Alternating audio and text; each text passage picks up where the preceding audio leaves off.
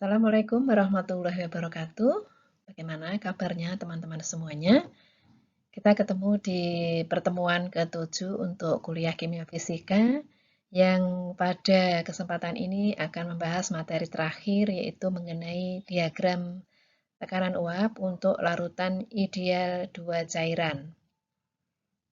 Ini masih kelanjutan dari bab sebelumnya yaitu tentang campuran sederhana. Ya. Baik, seperti yang telah Anda ketahui mengenai hukum Raoult sebelumnya, bahwa dalam larutan ideal dua cairan, tekanan uap komponen-komponennya berhubungan dengan komposisinya yang dinyatakan dalam PA sama dengan XA kali PA star. Kemudian PB sama dengan XB kali PB star. Jadi ini saya kira sudah Anda pahami. Nah, kemudian untuk tekanan uap campuran totalnya itu dinyatakan dalam P total. Berarti P total nilainya sama dengan PA plus PB. Ya. Kemudian dengan mensubstitusi persamaan hukum Raoult tadi, kita bisa mendapatkan bahwa P total nilainya sama dengan XA PA star plus XB PB star. Ya. Kemudian karena karena XB itu nilainya sama dengan 1 min XA, jadi di sini XB itu nilainya sama dengan 1 min XA, sehingga kita bisa mendapatkan perumusan P total sama dengan PB star plus dalam kurung PA star min PB star kali XA. Nah, kalau dibuat grafik atau diagram, di mana diagramnya adalah tekanan versus fraksi mol, maka akan diperoleh garis lurus. Ya. Akan diperoleh garis lurus dengan gradiennya itu nilainya sama dengan PA star min PB star. Saya kira sudah jelas ya. Jadi di sini PB adalah tekanan uap murni dari B dan PA adalah tekanan uap murni dari A. Ya.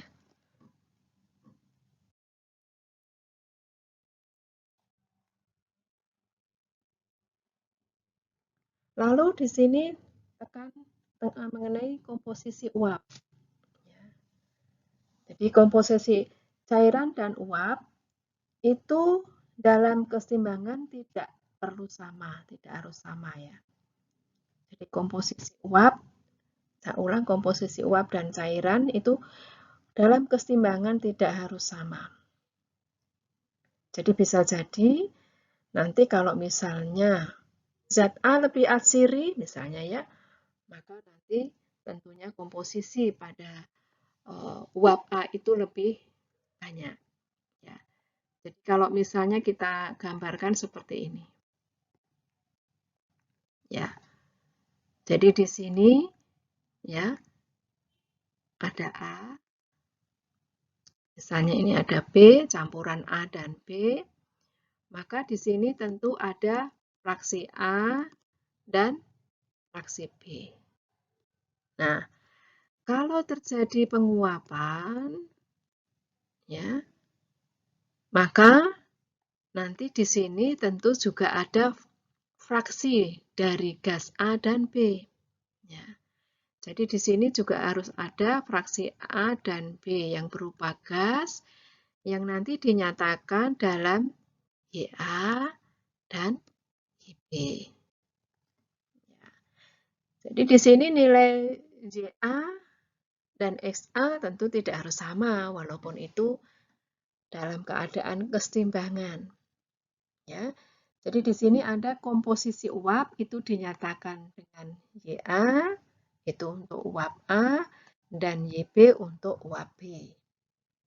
Dan nilai YB itu sama dengan 1 min XA. Ya. Saya kira cukup jelas ya. Nah, karena tadi kita mendapatkan bahwa P nilainya sama dengan PA plus PB, maka ini bisa didapatkan rumus seperti ini, bahwa P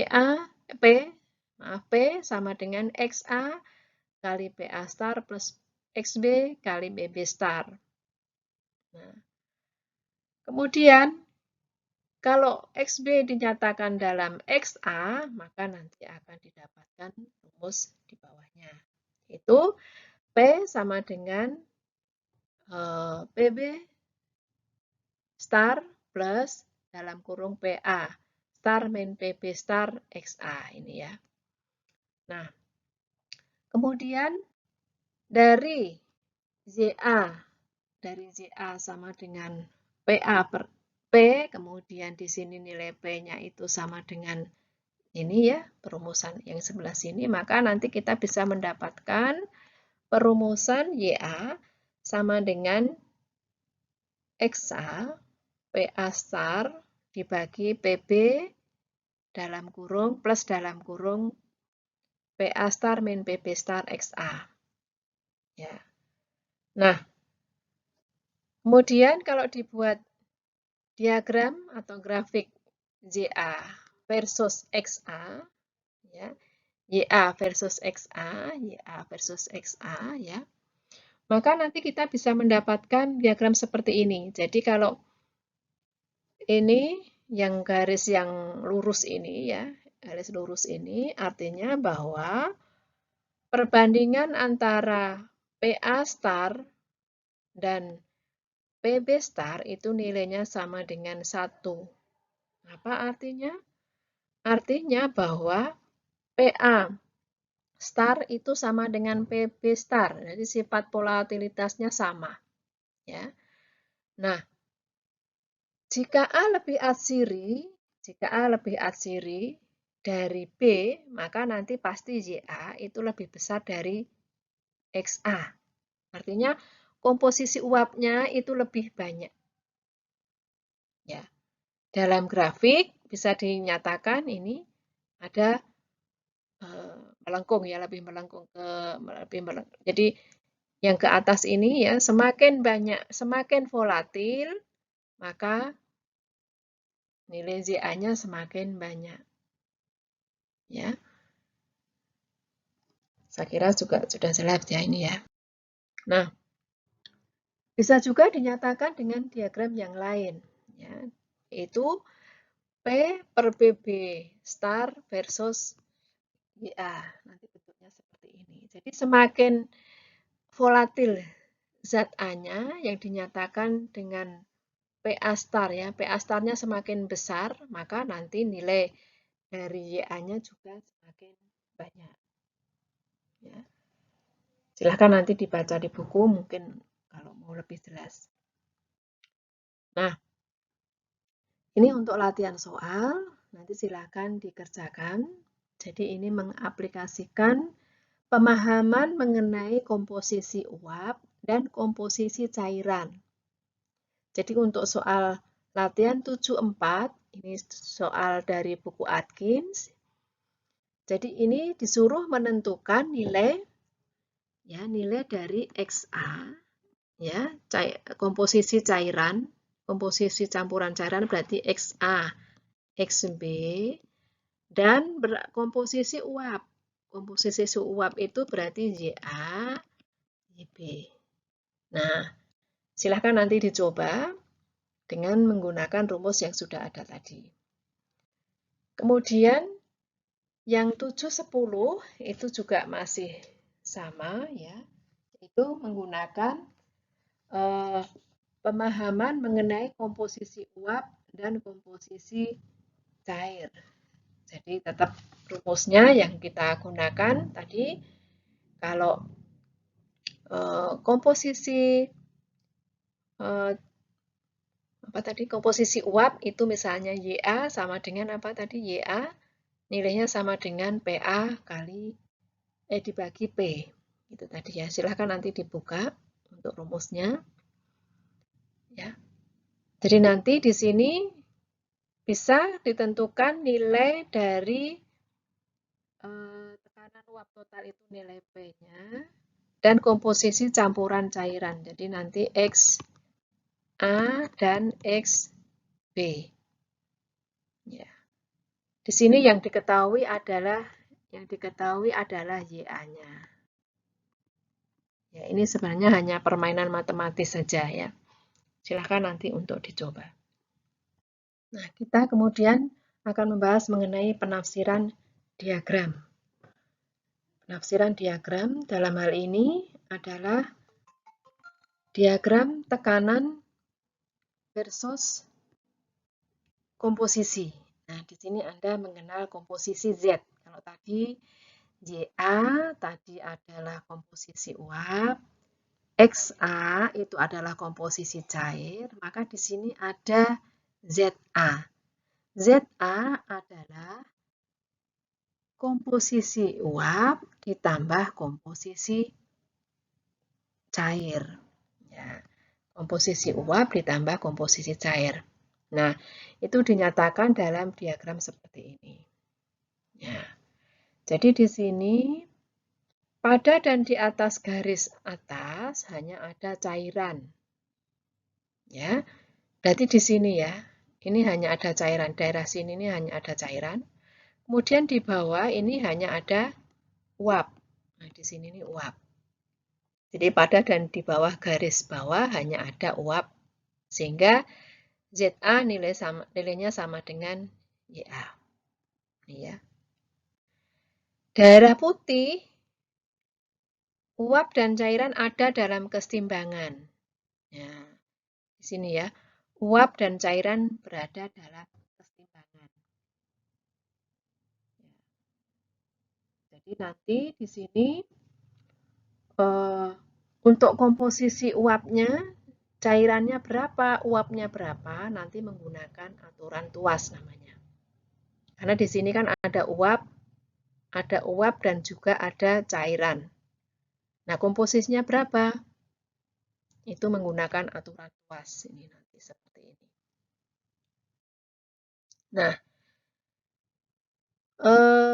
kalau dilihat dari gambar ya, jadi yang gambar pertama ini adalah A plus B ini dalam bentuk cairan, artinya hanya ada cairan.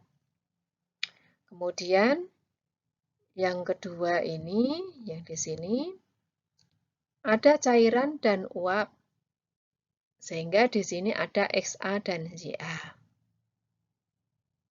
Ya, di mana jumlah XA dan YA ditentukan dengan aturan tuas. Kemudian untuk yang gambar nomor 3 ini hanya ada gas saja sehingga nilai ZA sama dengan YA.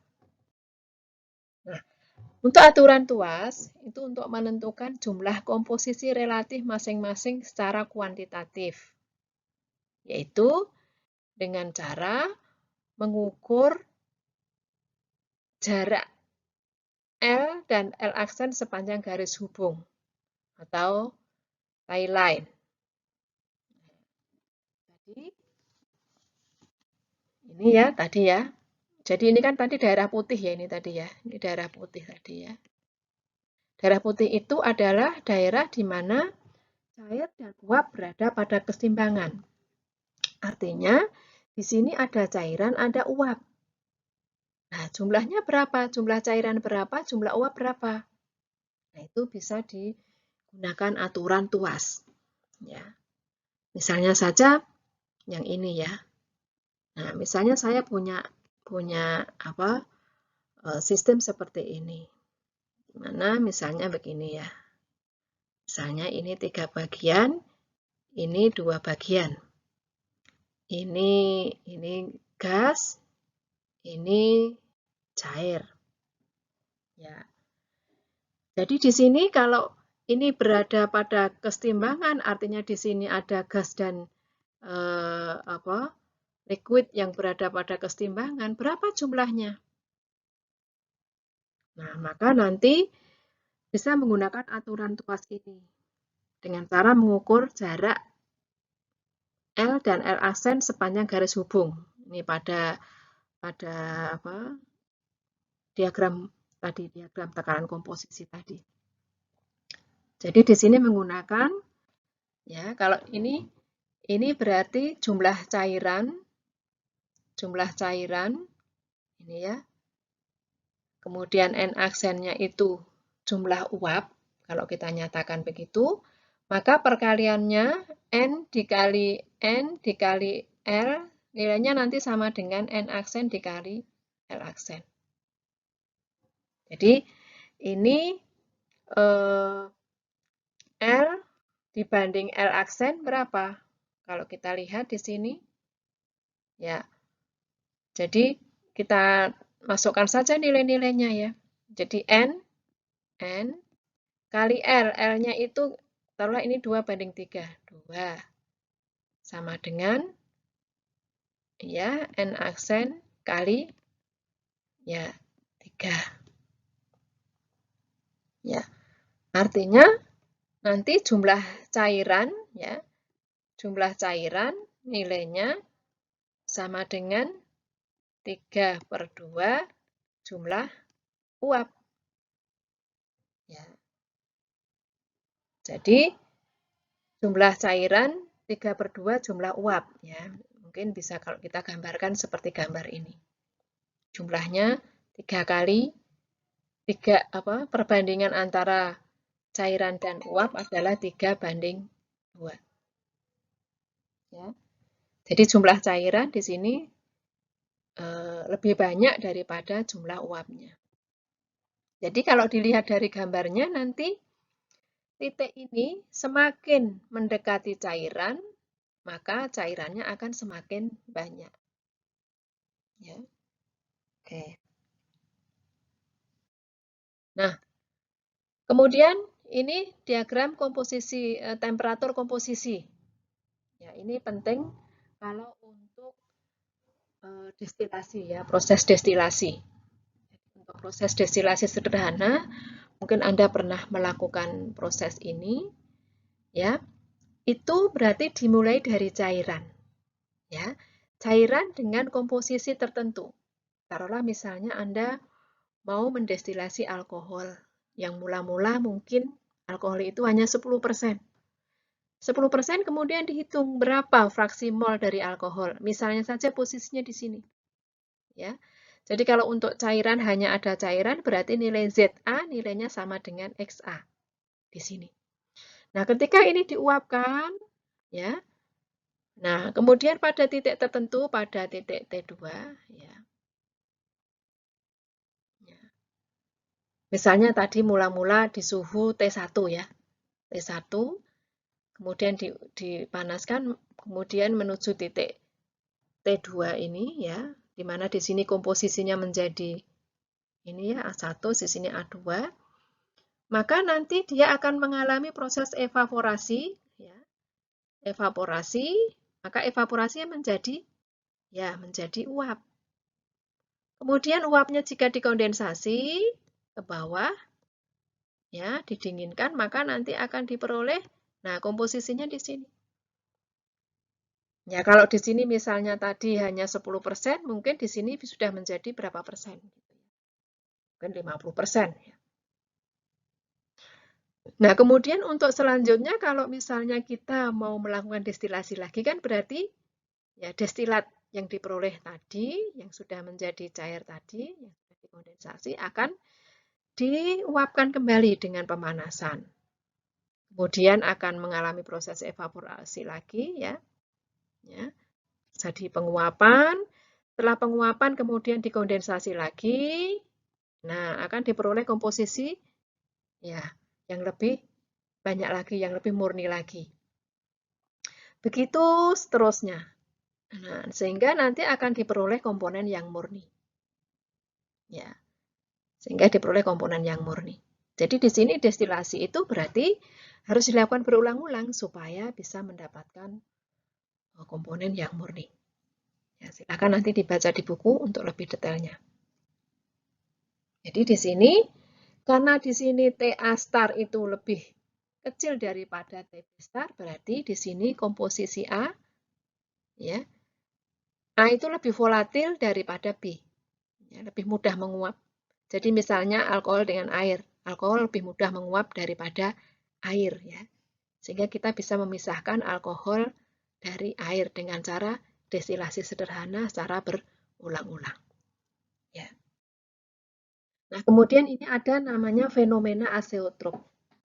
Jadi kalau tadi untuk diagram temperatur komposisi yang sebelumnya, ya itu adalah yang ideal, artinya yang wajar, gitu, yang ideal, gitu ya. Nah, di sini ada penyimpangan, ada peristiwa namanya azeotrop. Jadi pada titik azeotrop itu terjadi penguapan tanpa terjadi perubahan komposisi. Ya, jadi di sini yaitu namanya titik azeotrop. Destilasi itu tidak dapat memisahkan kedua, ya. Destilasi tidak dapat memisahkan kedua campuran. Jadi walaupun didestilasi berkali-kali, maka tidak akan terjadi pemisahan. Jadi menguapnya bareng-bareng. Jadi di sini karena interaksi dari misalnya A dan B, cairan A dan B itu stabil, ya, menjadi stabil interaksinya, sehingga ketika terjadi penguapan mereka akan sama-sama menguap sehingga tidak mengubah komposisi.